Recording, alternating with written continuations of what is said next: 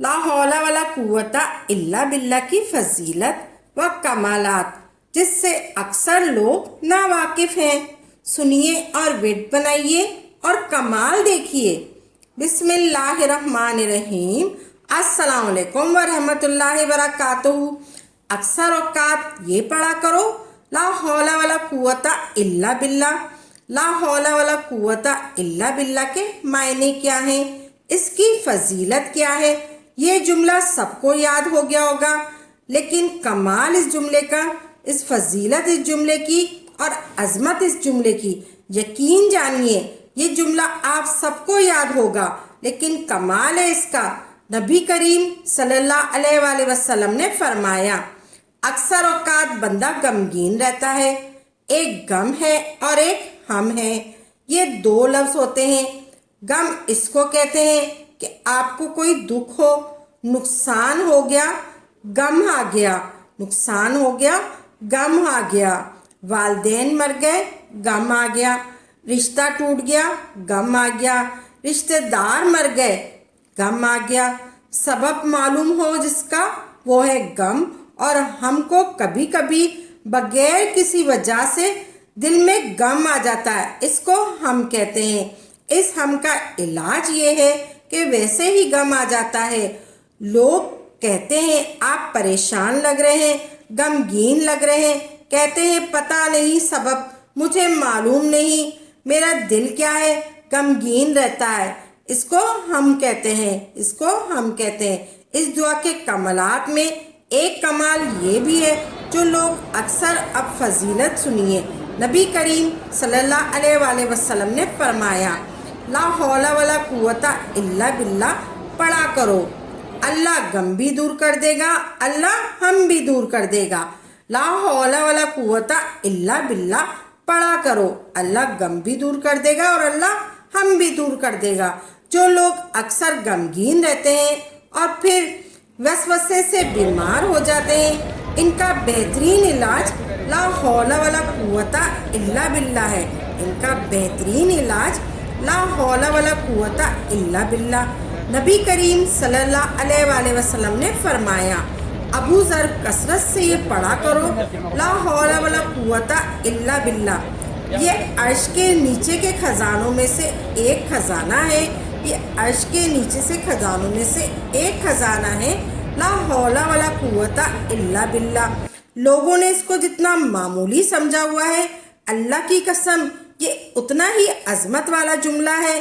پھر بنا لو، پھر دیکھنا اس کے کمالات، اور میں حدیث پڑھ کر سنا رہی ہوں، آپ سنیے اس کے معنی، اسے پہلے معنی سمجھو تو پھر آپ کو پڑھنے میں مزہ آئے گا۔ لا حول ولا قوت الا باللہ یہ جملہ بہت عظمت والا ہے۔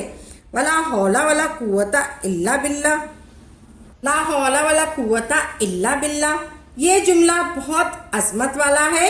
لا حول ولا قوت الا باللہ کے معنی، لا حول اللہ مجھے نیکی کرنے کی کوئی طاقت نہیں، مگر تیرے ساتھ تو دے گا تو نیکی کروں گا۔ ولا قوت الا باللہ اللہ میرے اندر کوئی طاقت نہیں گناہ سے بچنے کی، مگر تیرے بچانے سے بچوں گا۔ نیکی کی طاقت بھی تو دے گا تو کروں گا، اور گناہ سے بچنے کی طاقت بھی تو ہی دے گا۔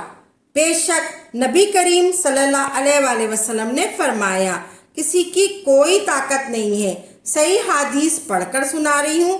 دوسری حدیث ابو داؤد کی ہے، نبی کریم صلی اللہ علیہ وآلہ وسلم نے فرمایا، حضرت انس بن مالک فرماتے ہیں، بے شک نبی کریم صلی اللہ علیہ وآلہ وسلم نے فرمایا، زمین پر جب کوئی بھی یہ جملہ کہے، لا الہ الا اللہ، لا الہ الا اللہ، اللہ اکبر، سبحان اللہ، والحمد للہ، لا حول ولا قوت الا باللہ، یہ کلمات جو بھی کہے، لا الہ الا اللہ، اللہ اکبر، سبحان اللہ، والحمد للہ، لا حول ولا قوت الا باللہ، یہ کلمات اس کے گناہوں کا کفارہ بن جائیں گے۔ یہ کلمات اس کے گناہوں کا کفارہ بن جائیں گے، اگرچہ اس کے گناہ سمندر کے جھاگ سے بھی زیادہ ہوں۔ اگرچہ اس کے گناہ سمندر کے جھاگ سے بھی زیادہ ہو۔ نبی کریم صلی اللہ علیہ وآلہ وسلم نے فرمایا، جب کوئی بندہ اپنے گھر سے نکلتا ہے، بسم اللہ توکلت اللہ، بسم اللہ توکلت اللہ، لا حول ولا قوت الا باللہ، تو اللہ کی طرف سے جواب آتا ہے، تیرے لیے ہی کافی ہے، تیری کفایت کافی ہے، تیرے لیے ہی بہر کافی ہے، تیری کفایت کر دی گئی ہے، تیری رہنمائی کر دی گئی ہے، تجھے ساری تکلیفوں شروں سے بچا لیا گیا ہے۔ مسلمان پریشان نہ ہو، پریشان ہے، آج مسلمان پریشان ہے، لا حول ولا قوت الا باللہ کو پڑھا کرو، بسم اللہ توکلتو، لا حول ولا قوت الا باللہ، اللہ کی طرف سے جواب آتا ہے، تیرے لیے بہر کافی ہے، تیری کفایت کر دی گئی ہے، تیری رہنمائی کرتی ہے، تجھے ساری تکلیفوں شروں سے بچا لیا گیا ہے۔ مسلمان پریشان ہے، لیکن اللہ نے یہ دعا بتا دی ہے کہ گھر سے نکلتے وقت پڑھا کرو، رات میں جب بندہ ڈر جائے اور جاگ جائے تو پھر فوراً پڑھے، لا حول ولا قوت الا باللہ۔ رات میں جب بندہ ڈر جاتا ہے، کوئی بھی اس کو ڈراؤنے خواب آتے ہیں تو وہ فوراً پڑھے، لا حول ولا قوت الا باللہ، یہ جملہ کہے، پھر اٹھ کر وضو کرے، نماز تہجد پڑھ لے۔ نبی کریم صلی اللہ علیہ وآلہ وسلم نے فرمایا، نماز پڑھی، نماز بھی قبول، اور جو دعا مانگے گا دعا بھی قبول ہو گئی۔ سبحان اللہ، لا حول ولا قوت الا باللہ۔ لوگوں نے اسے مصیبت کا جملہ بنا لیا، لوگوں نے اسے مصیبت کا جملہ سمجھ لیا۔ یہ نعمتوں کو وصول کرنے کی دعا ہے، یہ نعمتوں کو وصول کرنے کی دعا ہے، یہ اپنے آپ کو اللہ کے سپرد کر دینے کی دعا ہے۔ اگر آپ یہ وظیفہ پڑھے تو جنت میں پودا بھی لگ گیا اور جنت کے دروازے سے داخل ہونے کے امکان بھی بڑھ گئے۔